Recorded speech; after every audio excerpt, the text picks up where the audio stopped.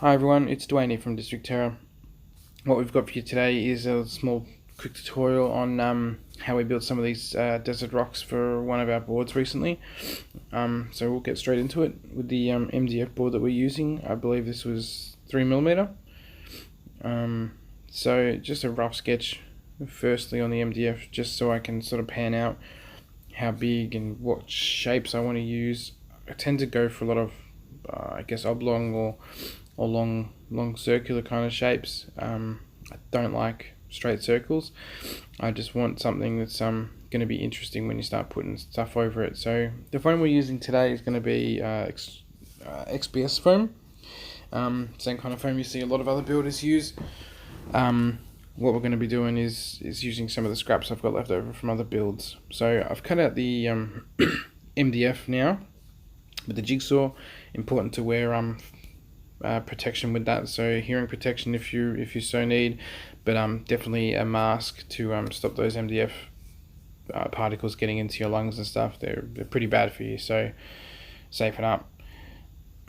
Here we have the tapering process for the MDF boards. Pretty much pushing the knife up against the edge with like a slight angle to it, maybe 20-30 degree angle, and we're just cutting off a big chunk. So we're not trying to fully taper this because we'll be sanding it later, but this is just an idea of of how the process goes, just in the first initial steps. So now that the first one's done, I'll speed through the others. Obviously with a knife, especially with a sharp knife, be real careful with this. If you're not confident with it, don't try it this way. Maybe you should just stick to sandpaper for a little while more until you're confident with your abilities. So just doing a little bit of tidy up as well around the edges, some areas that didn't quite get the tapering I wanted. I want to leave about 1mm or so of thickness at the bottom, so you haven't got it doesn't taper down into nothing. You want to taper down and to still have like an edge piece on there. Into the sandpaper now. So I think this might be like 80 grit or 100 grit, something like that. It's pretty rough stuff, but it does the job. And it does the job quickly as well, which is what we want. So we want to get these MDF boards done really quickly. I used to do MDF, used to use the Dremel for this kind of stuff, but it's just so messy. The dust gets everywhere. It's just a nightmare, to be honest. So this is how I've started doing all my MDF boards from now on, and I don't see any reason why I stop. I get very little dust left lying around, and I can do it without busting out expensive or loud tools as well to use. Our Dremel died, and that's partly the reason why I came up with this way of tapering the boards, and I can't justify buying another Dremel because the only thing we used it for really was to Dremel the MDF boards, so I don't think that's necessary. So our first block of foam, give it a big thick cut down the middle, and then just snap it off. What we're looking for is pillars, basically. We're going to be using pillars to be making our rocky pieces. So we want to start from the top, and that was probably a bad example, but we want to angle, we want to start in and then angle out towards the edges of the foam as we go down.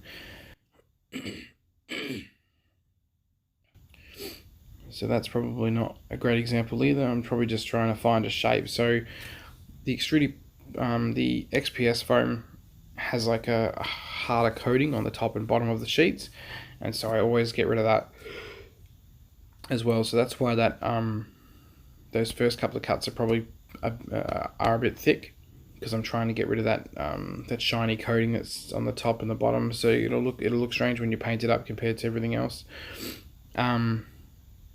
And it won't take to detailing as easily either. So now that I've got rid of all that, we're trying to decide what we want to do with the foam block. So I just wanted 2 smaller pieces. There we go. And now here we start going with the angled cut. So no real science to it, just almost cutting it wherever you feel like. I like to keep a little bit of width to it and a little bit of height to it, because it'll be used for a bunch of different games. We're going for a very stylized look on this, but the general idea is because I don't know exactly which game system it's going to be played on, the best bet is to just give it enough width to hide some smaller models in, and the height to obviously hide models behind as well. So we're just going through with the cuts. As you can see, whittling down it, and these are the jags. So I quite like these. Just add a bit of extra detail to the sides of the pillars.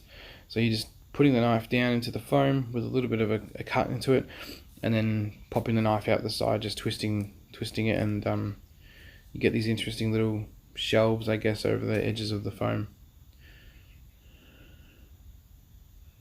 Just tidying up. I like a clean workbench. It's not always clean, but when it's already clean, it's hard for me to not keep cleaning it. So here we go with the next one. We're just shaving down those edges. I'm trying to get an idea of what shape we want to go with.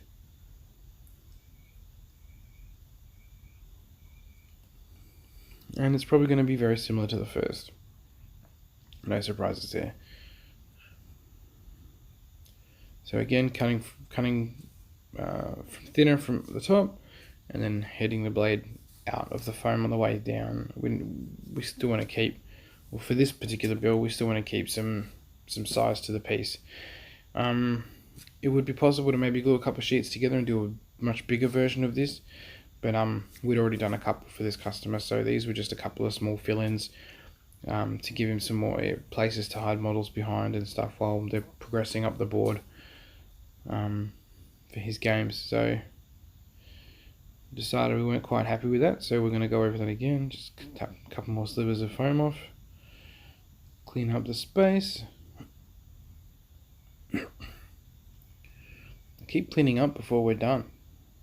Oh no, there we go. That was all I needed. That little bit there, that was the kicker. So that one's done. For the next ones, I'm going to be speeding them up. Now that we've got a general idea of what exactly it is that we're doing, it's nothing too fancy. This one I wanted more of a plateau, I guess, or a slate, and I want to have it angled out of the foam. So just testing a couple of angles here that to see if I'll be happy or not, and then we start carving down the foam. Because of the thickness of it, I don't want it to be, that's a 50mm piece, and I don't want it to be 50mm thick.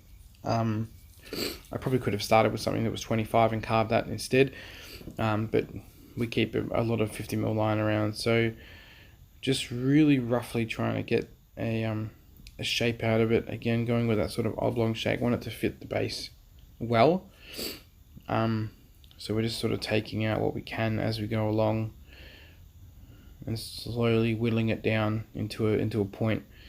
So I've decided this is my angle I'm going to be going for the back piece. Obviously the knife doesn't go all the way through, but that's alright because we have opposable thumbs and stuff, we can do that.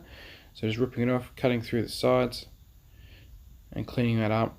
I clean it with a knife here. Probably would have been better to do it with a sanding block or something like that, just because it'll be a very flat edge and you'll get more contact when you glue it down. But I knew that there would be so much holding this piece down that a little bit of lost tension in the glue wasn't going to cause any harm. So here I am again. I'm just whittling down. I'm just refining that shape. As I go, I'm deciding what I like the look of and what I don't. And then I want to put some stairs in the back, just something to give the back edge a little bit more interest. And also I'm sort of testing the foam too, because I don't do a lot of carving with a knife. I do most of it with a hot wire cutter, so this is an experiment for me a little bit too, to see kind of how the foam interacts with the knife, and what I can get away with and what I can't, and what will look good and what won't. So now that we're almost happy, just doing a couple more test fits and a couple more cuts. It's a pretty rough process.